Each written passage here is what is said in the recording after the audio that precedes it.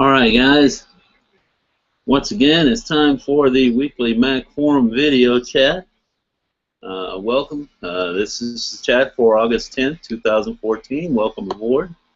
Hope you enjoy it. I may cut it a little short tonight. It's back to work for me this week. This was our first full week back after a summer vacation. So we'll be back in the teaching thing and getting that going. So tonight may be a little bit short, but that's okay. You probably don't want to hear me bloviate for 45 minutes or an hour. Not a whole lot on the agenda for tonight. I got busy with a few things this week.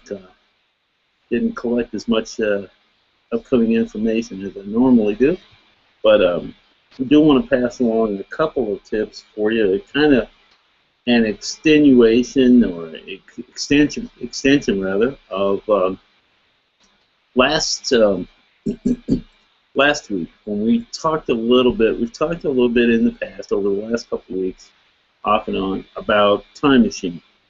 So we'll hit on that a little bit. I got one more thing that I'll pass on about Time Machine. If you look back through the past shows, you'll see a link there to a site or two that has a lot of time machine related information, specifically things about how to make it function a little bit better, how to do some things with it that people have wondered about when it initially came into being.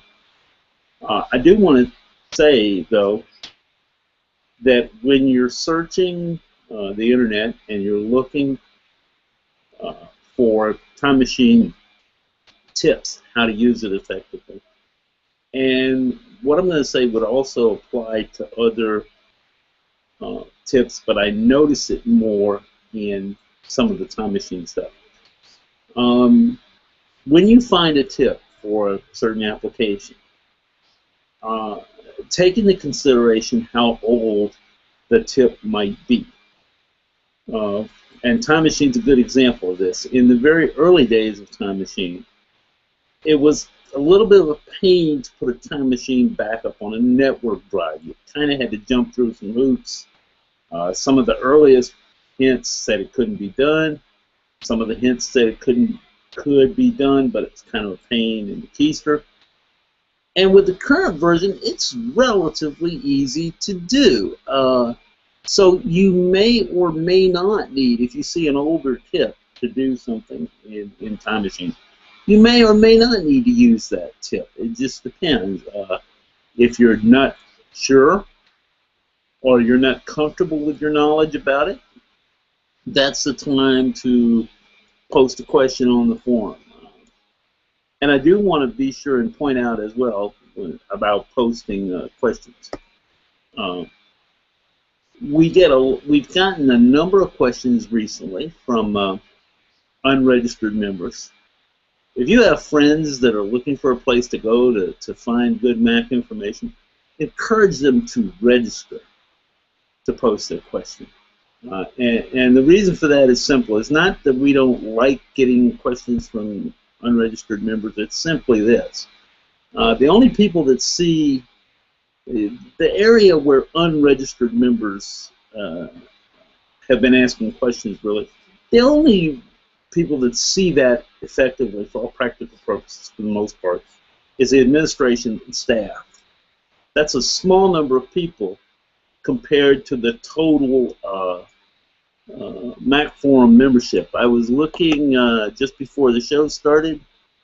Just give you an example. We have hit the most recent set of site stats that I see says we have over 278,000 members, well over 1.5 million posts, and the number of threads, the thread count is over 277,000. Now, granted, not all of those 278,000 members are checking in at one time. Some of them registered a couple years ago, maybe have only been back a handful of times since then. But we do have a number of members with thousands of posts. that are not necessarily moderators. So they contribute regularly. They're not moderators. They're not administrators, but they probably know the answer to your question or have a strong Google Ninja thing going where they can find it. So when you have a question like that, register, search the forum, ask your question, and ask it in the appropriate area. If it accidentally gets posted to the wrong section, it can be moved. But register and ask your question, because that way your question is seen by a number of other people. That really increases the likelihood that somebody's going to know the answer, or at the very least be able to point you in the direction of where a possible solution is. Now back to what I was saying about Time Machine. Some of the tips that you'll see about Time Machine are a little old, and so you have to be careful when you're looking at that. But one of the things that I ran into earlier today, I was helping a member with a question, and I had not thought of this. I mean, I suppose intuitively it made sense, but I hadn't really thought about this. The question generally arose with how to restore aperture files, the photo, the data. Well, normally you can go to Time Machine, find the file that you need to restore, work backwards to a date where you have a good file that you know is good, click on it to select it, and click Restore. And that works. And you can do the same thing with things like Aperture and iPhoto, but you've got to know something about them. You don't restore those kinds of files by clicking on the application and restoring it. iPhoto stores its photo database. That's essentially what it is. The iPhoto library is a database file that has all the photos in it. So you don't restore those files by clicking the application itself in Time Machine and hitting restore. You have to find those database files. And iPhoto and Aperture both store their databases. By default, they're stored in your in the Pictures folder inside your user folder. So there'll be a folder in there. If you look, let's say that your username is Bob, okay? And when you go into the Finder, if your username is Bob, for example, then you will see a folder there. When you click on Bob, you will see a series of folders that point to all kinds of different things in your user folder. One of them is Pictures. And the iPhoto library, the Aperture library, and a number of other kinds of files are stored there by default unless you move them. Now, restoring iTunes is a little bit different. With iTunes, because Aperture, iPhoto, the photos are contained inside that database file. With iTunes, it's a little bit different situation. iTunes, you really got to deal with two issues. Am I looking at restoring the database or the library file itself, which has my playlists, that kind of thing? Or am I looking at restoring the content? That makes a difference. They're two somewhat different but related things. So my tip to you is when you're using when you're using Time Machine to make a backup or to recover files, etc., etc., etc., you need to know where those files were likely stored. If you don't know, feel free to ask, because sometimes it's not obvious. And And then it's a situation where knowing that information can save you a tremendous amount of time. I, for one, have not had to replace a lot of Aperture files. I haven't done a lot of photo editing recently. Didn't get as much of that done this summer as I thought I might. But have in dealing with iTunes. Now, I don't use Time Machine to back up my iTunes library.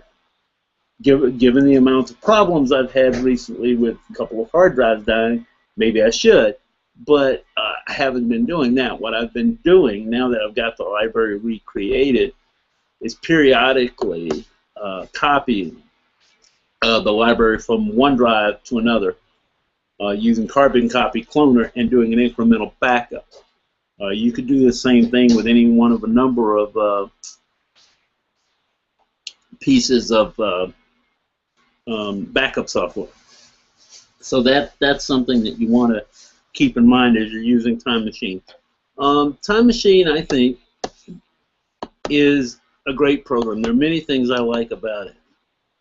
But I don't necessarily think that Time Machine should be your only backup solution. There are many great things about Time Machine, not the least of which is it's a kind of a set it and forget it situation. But it's not the perfect thing for everything. So be aware that you're looking for things. You're looking for a sort of a belt and suspender kind of situation. You want to have, in many cases, particularly for critical data, more than one thing going for you. And that's basically it. The trick, of course, of Time Machine is knowing what files you need to replace and where they are. It also helps if you know certain things about the program that you're interested in. For example, if you're doing a restoration and you want to restore a certain program, there are some programs that restore quite easily from Time Machine, a Time Machine backup.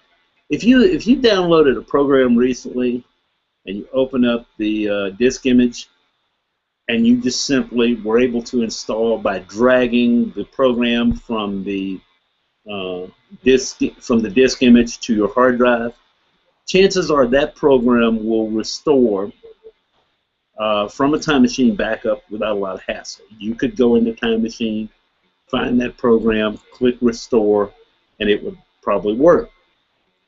The problem comes with other applications that do not install that way. Some programs, such as Microsoft Word, I think Photoshop does this to some extent, and there are others, put files, application support files, and a number of other kinds of files in several places on your hard drive. So simply restoring the main application may not get you fully back operational with those programs.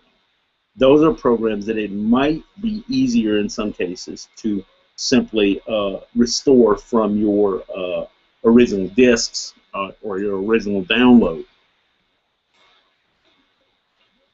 As you can see, football season is approaching. I'm getting ready. I'm in training. I've got my New Orleans Saints mug going here. We've only got a few more weeks before regular football gets started. The regular American football gets started.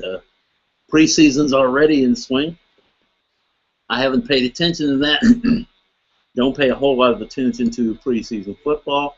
I won't start bothering with the season until the actual standings get going and the first weekend and the games really count. Hopefully, hopefully the Saints and Cowboys will do well this year. That's the only two teams that I really watch regularly. My wife would prefer that I root for the Detroit Lions. I find that a little difficult to do. They've had a rough going for the last few years. Every time I think I'm going to root for them and they're starting to get better, something happens. I don't know what it is. I don't know if there's something in the water. I don't get it. But, you know, hey. um, so I'll be keeping an eye on football season as things go along. And for those of you who are regular football fans, I'm sure something will pop up in the forum as the season progresses. It usually does. One of the things that I have been able to do, and I don't remember where I found this, I can look for it again and post it in a link later. I have a calendar that I've managed to load onto my iPad, and it also works on my iPhone because it goes into the calendar program, the Mac calendar program, that shows the football games, and you can, the times, the locations, and you can download the ones for specific teams. So, for example, rather than loading all 32 teams into my phone, because I primarily watch Saints and Cowboys, I have those two teams. I have the calendar for those two teams loaded into my phone. I'll see if I can find that for you again. I did it. I stumbled on it one day by accident, but I'm sure you can find it by virtue of a Google search, or insert name of favorite web browser here. I've been experimenting with a couple of different browsers. I'm currently using one. I think it's called DuckDuckGo. I actually like it. It's a little less cluttered than the Google interface sometimes gets. But anyway, as football season approaches, there probably will be some Sunday nights where I just barely make it to the chat on time due to a football game going on. Have no fear. Last year, Van and I had just started doing the chats partway through football season, and what I was able to do, if there was a Sunday night game that I was interested in, not very often, but occasionally there was, Cowboy game one Sunday night or Saints game or something, what I tended to do was DVR the game and go from there, do the Sunday chat, and then watch the game afterward. The nice thing about that is you can kind of fast forward through the commercials. I did that today watching the NASCAR race out at Watkins Glen. I sat through the hour and a half red flag situation just because I wanted to find out what they were going to say and what it was about, etc. But managed to fast forward through the commercials. I find that I'm doing that more and more now with shows that I watch.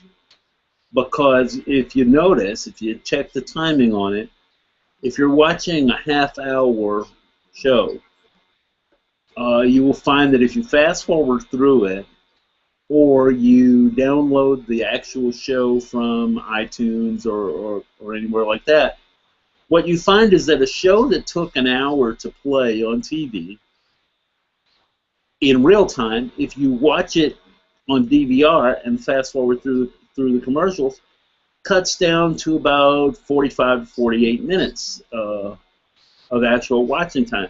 Same thing if you download the videos. I downloaded the AMC series, I think it was AMC that did this, Turn, a couple of months ago. Haven't watched them yet. I got them stored in my iTunes library for when I have time. Those shows, which ran an hour, are about 48 minutes. So, figure knocking out about 12 minutes worth of commercials, or roughly a quarter of the program, about a fifth to a quarter of the program. Some programs may have even more. So that's one thing that I found is kind of helpful. I'm starting to watch more and more of that kind of stuff Oh God, you probably didn't hear that. One of the things that I have done this summer, well, specifically about the last 3 weeks, and fortunately I can do this while I'm sitting at the computer and answering forum questions and the like. My wife and I use Audible to download audiobooks. Most of our audiobooks come from Audible. And we have one of their plans where you get so many credits a year, and we were getting ready to use the remainder of our credits for this year before it renewed, and I went searching through the listings looking for things that I could download. And one of the things I found was Dragnet, the radio series. And I had watched the television series with Joe Friday, and his partner, Officer Bill Gannon, as a kid in the late 60s and early 70s. And I knew that there was a radio program, but I had never heard any of the old Dragnet radio series. So I downloaded those. If you get the whole series, it's a series of about 16 files, each of which is between 7 and 8 hours long, and it's a total of about 300 episodes. So I've been known to sit there and listen to these things for like an hour and a half, 2 hours at a time while I'm doing something else. I won't be able to listen to them 2 hours at a time now that work is starting again, but I've been known to sit down. There are a bunch of these things, The Shadow, a lot of the old radio series. There's also an archive. The name escapes me at the moment, on the internet, of a lot of public domain audio, video, etc.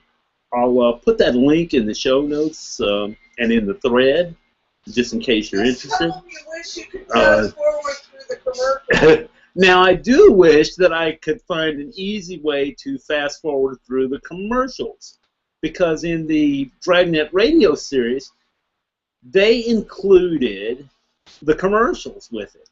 And keep in mind that this is from the day when one company would sponsor the entire program.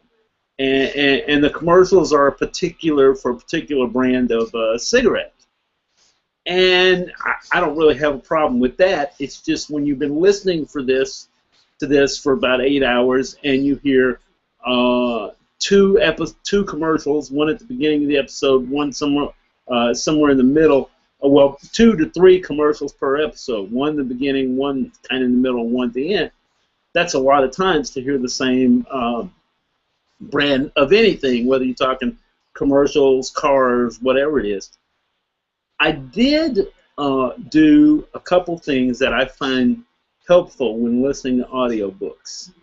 And I'll just briefly mention this. If anybody's interested, I can post the code in the thread if you'll just point out that you're interested. What I did before I started listening to the radio program, I have a couple of services that I did in Automator.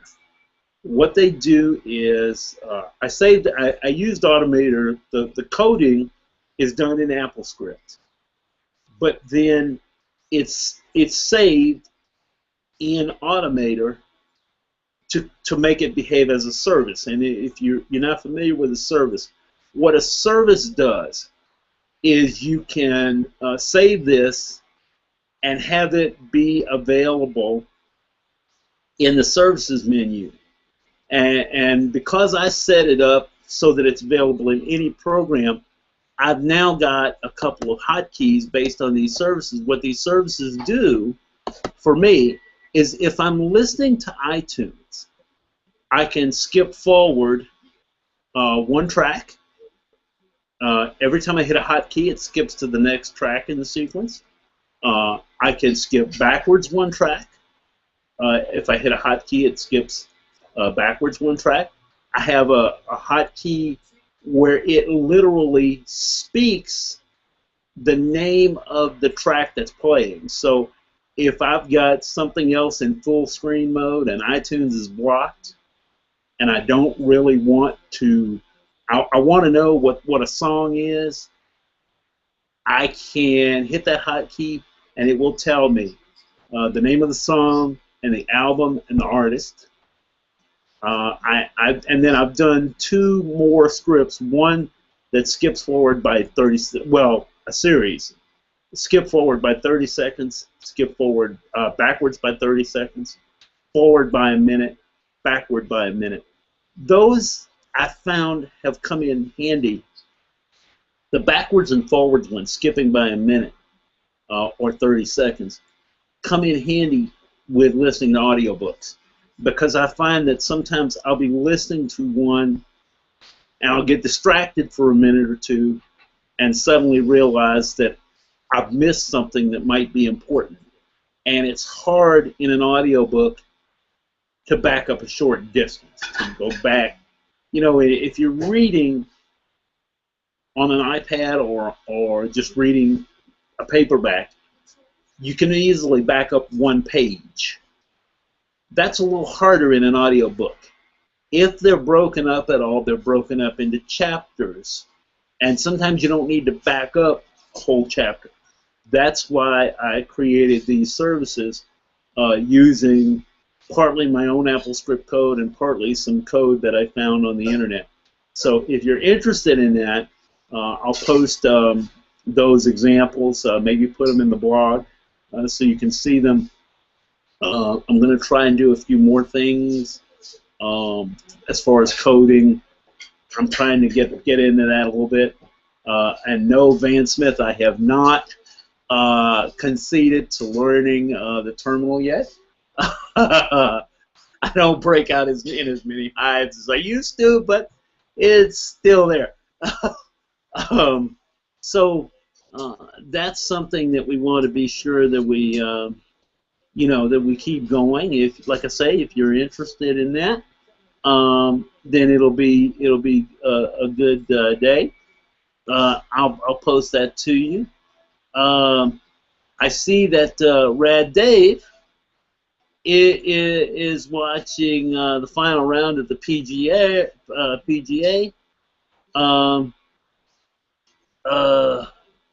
Oh, okay. I see. He thought that I must have been moving. Moving my setup. Apparently, he thought that I had canceled for the night, but no, Dave. Sorry, we missed each other yet again. This is not working well here, guys. This week, I got the link posted about a half hour before the show started. I had been posting a little later than that, or a little earlier than that, rather. This week kind of went by the wayside and didn't get it posted until later. I'm hoping that in the next couple of weeks I'll be able to get those set up in such a way that we'll post not only the link earlier on Sunday, but also kind of a summary of what's coming up and coming. In weeks where I have the time to sit down and kind of plan it out, I at least have an idea of what the topics are going to be. I'm going to try and post those. That way, if there's something you're really interested in, that'll be great. And if you find a topic that you're interested in, you know, feel free to post a suggestion in the forum. When you have a topic that you think we need to discuss or devote part of the Sunday chat to, feel free to pass that information along to us.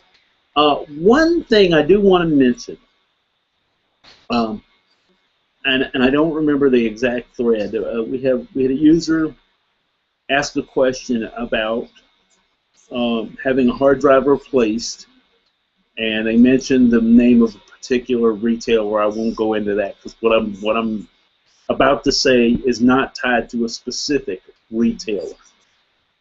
And they were discussing in part the possibility of replacing the drive, and in part the prospect of recovering information. And what I'm about to tell you, I think applies to both situations. Two things. One, if you have somebody else replace a hard drive in your computer, Mac or PC, whether you have a friend do it or you have one of these repair facilities do it, you need to get that drive, the old drive. Obviously, if you're planning on trying to recover any data, you're going to need the drive. But the other reason is this. I've seen a couple of reports over the last several months about people who brought drives into a repair facility, brought the computer into a repair facility. The drive was replaced. They were told by the technician that the original drive was destroyed because it was not working. And that drive, at some point, showed up at a flea market or something. Somebody bought it and was able to recover some of the information.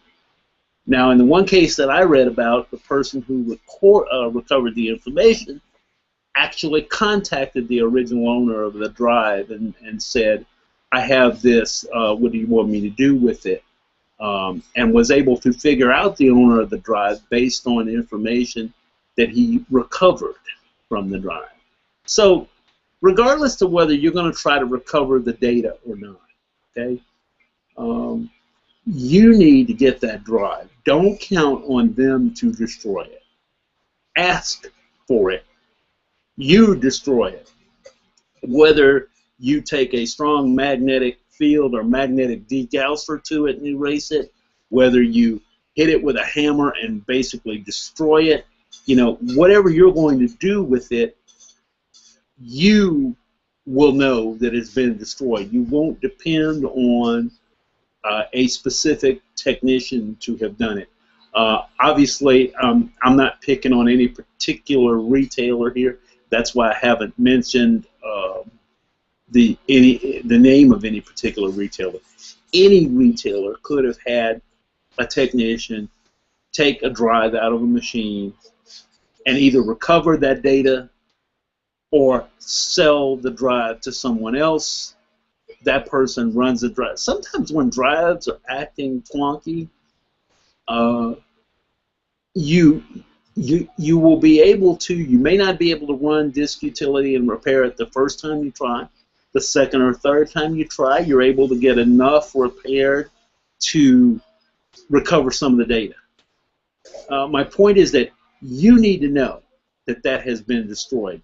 Not count on someone else saying, oh, the data can't be recovered, or, oh, we destroyed it. It's our policy to destroy it. It may be. That may be their policy. But it doesn't mean that that policy is always carried forth. Get the drive, and you destroy it. Regardless of whether you take a hammer to it, destroy the circuit board, whatever you're doing, running it through a degausser, which most of you know is a device left over from the tape days that essentially generates a magnetic field. And you expose a hard drive to enough of a magnetic field for long enough, and it's going to erase the data, even if the drive is shielded well. So you get that drive and see to it that it's done. Or have somebody that you trust. Have a, whoever the tech geek in your family is, or but make sure that it's done by somebody that you know personally, or do it yourself. Destroy, and destroy that drive. Because the data recovery software that's out there, don't get me wrong, there's a lot of things data recovery software can't do, but sometimes it will scavenge more information than you think. I ran Data Rescue over a hard drive recently and recovered roughly 50 gigabytes of video files alone, video clips alone. Now, some of them were not useful, but obviously you can see that if somebody were able to recover that much data, some of it's going to be useful to someone. So what you want to do is make sure that those things actually are being destroyed, and don't just rely on someone else's word for it. I'm going to basically count on you to follow that. We're going to have more tips as we come in the coming weeks. If you have an area that you want to know more about or that you want specific tips about, let me know. I have not included an iPhone or iPad tip this week. I've not been using my iPad very much in the last couple of months because I need to get the screen fixed. But still a useful device for me. That's the whole big problem. So what I'm going to do is I'll keep including more iPhone, iPad tips, but I see by the clock on the wall here that it's approaching 7:35. I'm going to go ahead and call it an evening.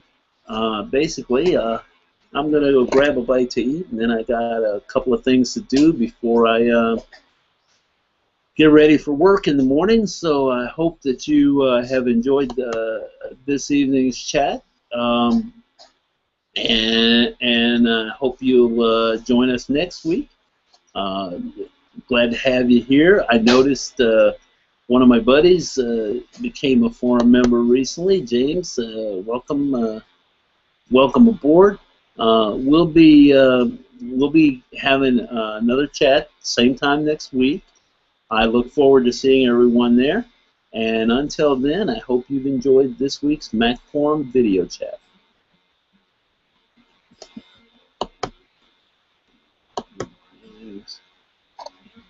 And close it.